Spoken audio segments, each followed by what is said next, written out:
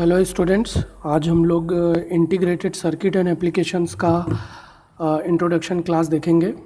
आपको मैं बता दूं कि integrated circuit and application electrical and electronics branch का एक इम्पॉर्टेंट सब्जेक्ट है। With the help of this subject we can understand the basic application of differential amplifier, क्योंकि हम लोग सबसे बेसिक क्लास है और इस सब्जेक्ट में हम लोग आगे पढ़ने क्या जाने वाले हैं ये सबसे पहले हम लोग देखेंगे। इंटीग्रेटेड सर्किट एंड एप्लीकेशन में सबसे पहले हम लोग वर्ड का मीनिंग समझेंगे। इंटीग्रेटेड का मतलब होता है एडिशन ऑफ इलेक्ट्रॉनिक कंपोनेंट। अब ये इलेक्ट्रॉनिक कंपोनेंट क्या होता है? इलेक्ट्रॉनिक कंपोनेंट जो है वो डायोड होता है, ट्रांजिस्टर होता है और मॉसफेट होता है। लेकिन चूंकि हम लोग इंटीग्रेटेड सर्किट एंड एप्लीकेशन पढ़ रहे हैं तो यहाँ पे हम लोग जो डिफरेंशियल एम्पलीफायर है या जो बेसिक बिल्डिंग ब्लॉक है वो ट्रांजिस्टर का ही रहेगा, ये हम लोग देखेंगे। सर्किट का मतलब होता है interconnection of component. Which component? This component would be register, inductor, capacitor and transistor in this subject. ठीक है, तो सबसे पहले बेसिक ऑफ आईसीए हम लोग देखते हैं। पूरे सब्जेक्ट में जो हम लोग पढ़ने वाले हैं इस सिंबल को पढ़ने वाले हैं। आप लोग ये सिंबल देख सकते हैं, ठीक है। इस सिंबल को मैं ऑपरेशनल एम्पलीफायर बोलता हूँ। इस सिंबल को आप देखेंगे ये ट्रायंगुलर जैसा है। इस ट्रायंगल में दो टर्मिनल्स हैं, एक नेगेटिव टर्मिनल है, एक पॉजिटिव टर्मिनल है। नेगेटिव टर्मिनल को मैं इन्वर्टिंग इनपुट टर्मिनल बोलता हूँ, पॉजिटिव को नॉन इन्वर्टिंग इनपुट टर्मिनल बोलता हूँ। पावर सप्लाई इसमें दिया गया है प्लस वीसीसी और माइनस वीसीसी, ठीक है। और एक सिंगल आउटपुट यहाँ पे मैं ले रहा हूँ सिंगल टर्मिनल से, दैट इज आउटपुट टर्मिनल। जैसा कि मैंने आप लोगों को बोला कि इंटीग्रेटेड सर्किट एंड एप्लीकेशन में हम लोग डिफरेंशियल एम्पलीफायर पढ़ेंगे।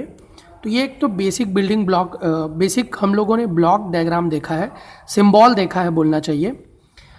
इस सिंबल के अंदर क्या क्या रहेगा? तो इस सिंबल के अंदर डिफरेंशियल एम्पलीफायर रहेगा।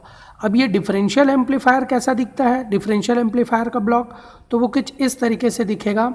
उसमें भी दो इनपुट्स होंगे हमारे पास, V1 and V2 and V0 ideal differential amplifier होगा। V1 को हम लोग पॉजिटिव टर्मिनल कंसिडर करेंगे, V2 को नेगेटिव टर्मिनल कंसिडर करेंगे। लेकिन इस ब्लॉक के अंदर में क्या रहेगा ये आगे आने वाली नेक्स्ट क्लास में हम लोग देखेंगे। सबसे पहले तो देख लेते हैं कि ये डिफरेंशियल एम्पलीफायर जो है इसमें कौन कौन से पैरामीटर होते हैं, इनको कौन कौन से मैथमेटिकल पैरामीटर के थ्रू हम लोग इवेल्युएट करते हैं।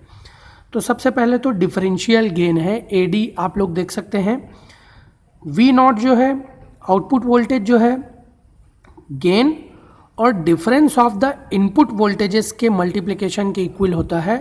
तो यहाँ पे गेन जो है AD शो किया गया है into difference of the input voltages, that is V1 and V2। Whereas AD is equal to आप लोग देख सकते हैं कि यहाँ पे मैंने V0 बाई VD लिखा हुआ है। VD is nothing but difference of input voltages. अगर मैंने इसको dB में लेना है तो AD is equal to 20 log of 10 AD लिख सकता हूँ। सिमिलरली हमारे पास कॉमन मोड गेन है, ये तो डिफरेंशियल मोड हो गया, difference of the input voltages. Common mode, common means जब दोनों को हम लोग एडिशन कर दें, एवरेज निकाल लें। तो एवरेज कैसे निकालेंगे? V1 plus V2 divided by 2। तो देखिए यहाँ पे मैंने किया है V1 plus V2 divided by 2। Common mode gain को मैं AC से शो करूँगा। V0 is equal to common mode gain into common mode voltage. Common mode voltage is nothing but average of this two voltages. AC is equal to V0 by VC लिख लूँगा, तो VC को मैं V1 plus V2 by 2 लिख सकता हूँ। ये तो दो तरीके के गेन हो गए, डिफरेंशियल गेन और common mode gain. Total gain की जब हम लोग बात करते हैं तो आइए टोटल गेन देख लेते हैं। टोटल गेन आप लोग देख सकते हो यहाँ पे, total gain is nothing but addition of common mode gain and addition of common mode and differential mode. Common mode में कॉमन मोड वोल्टेज है, टोटल आउटपुट वोल्टेज जो है ये आउटपुट वोल्टेज V0 है, common mode voltage and differential mode voltage. तो ये तो common mode gain, differential mode gain और टोटल आउटपुट वोल्टेज हो गया। सिमिलरली एक टर्म होता है इसमें कॉमन मोड रिजेक्शन रेशियो। ये सारे टर्म मैं आप लोगों को इसलिए बता रहा हूँ क्योंकि एग्जामिनेशन पॉइंट ऑफ व्यू से बहुत इंपॉर्टेंट है। हर बार इन फीचर्स को, इन टर्म्स को थ्रू एग्जामिनर, एग्ज़ाम में पूछा जाता है, इंटरव्यू में भी पूछा जाता है, ठीक है।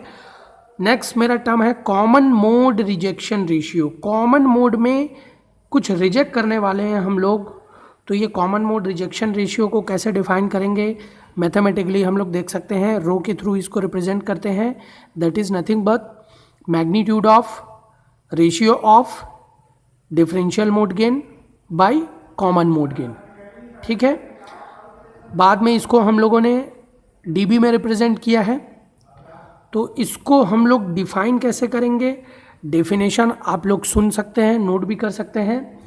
It is the ability of differential amplifier. Differential amplifier क्यों बोल रहा हूँ, स्टार्टिंग में ही मैंने आप लोगों को बोला था कि जो मेरा ऑपरेशनल एम्पलीफायर है it is nothing but combination of differential amplifiers. वो डिफरेंशियल एम्पलीफायर कैसे अरेंज रहेंगे ये हम लोग नेक्स्ट क्लास में देखेंगे।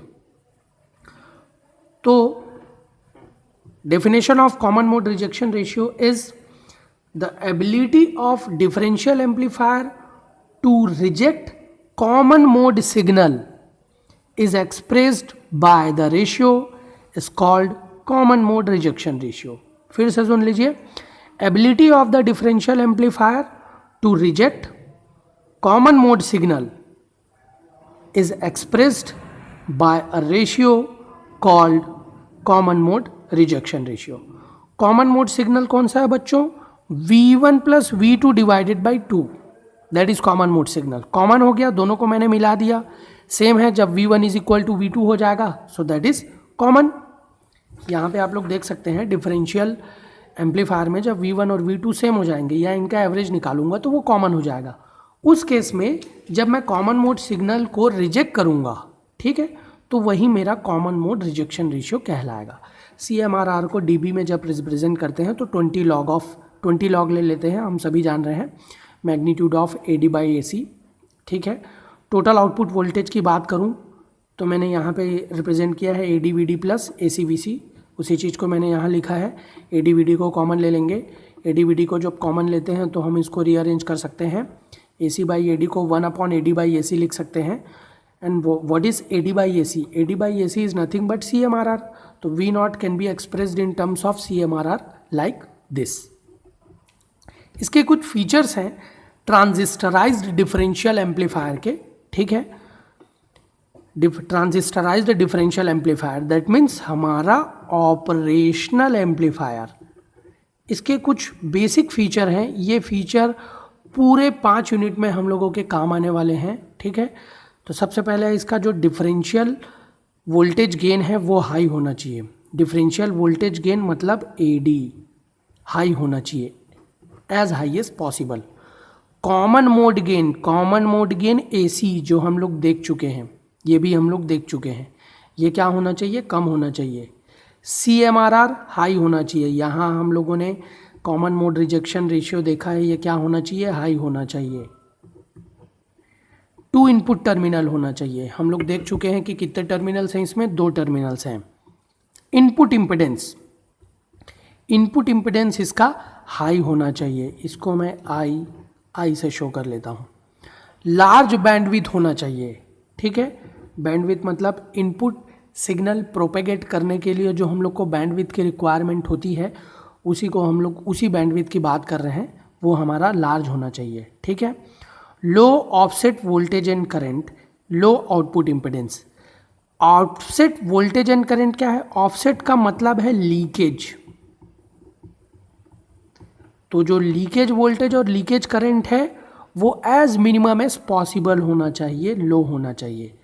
आउटपुट इम्पिडेंस मेरा लो होना चाहिए। आप जान रहे हैं कि हमेशा आउटपुट जो है मैं लोड के अक्रॉस लूँगा आगे आने वाले यूनिट में, या अभी तक हम लोग जो नेटवर्क एनालिसिस या दूसरे सब्जेक्ट्स पढ़ते आए हैं उनमें आउटपुट जो है हमेशा लोड के अक्रॉस लेते हैं। तो मेरा जो इम्पिडेंस होना चाहिए that should be as minimum as possible, so output impedance should be low। Basic operational amplifier का जो कॉमन कंपोनेंट है वो डिफरेंशियल एम्पलीफायर है, जैसा कि मैंने आपको बताया। तो वो ये नेक्स्ट यूनिट में हम लोग देखेंगे कि बेसिक डिफरेंशियल एम्पलीफायर कैसा होता है, उसका फंक्शन कैसा होता है, और जो भी मैथमेटिकल टर्म है वो सारी चीज़ें हम लोग देखेंगे।